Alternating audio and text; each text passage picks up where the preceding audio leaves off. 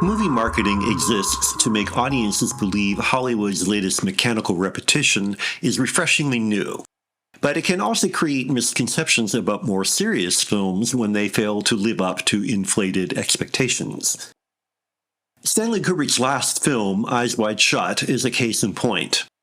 Promoted to make viewers expect big star pornography, it is, in fact, a serious, slowly moving exploration of the power of sex to disrupt the most well-ordered lives. And when it failed to deliver on the suggestive press coverage, more than a few people sneered at its bloated, boring, glacial evasion. Kubrick was usually involved in the promotion of his films, so he no doubt bears some responsibility for the way Eyes was treated. He is certainly responsible for a conceptual flaw that warps the entire film. This small-scale, intimate story is staged on a scale to justify its big budget and stars, Tom Cruise and Nicole Kidman.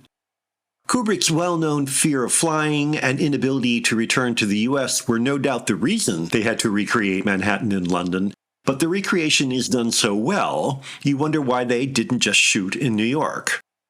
The physical environment is made with the fussy care that Kubrick brought to the fabricated world of 2001, as if he were willing the unpredictability of an urban setting, or at least the illusion of it, out of hyper-control. The result is to turn the simplest action into a dogged, ponderous struggle for veracity.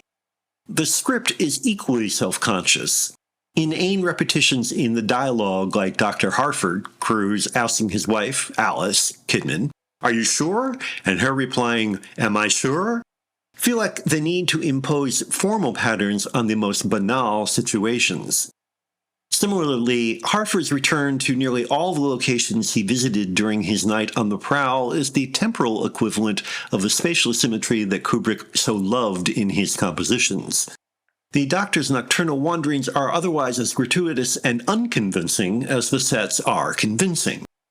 Clearly he's looking for sex, but that feels more diagrammatic than compelling.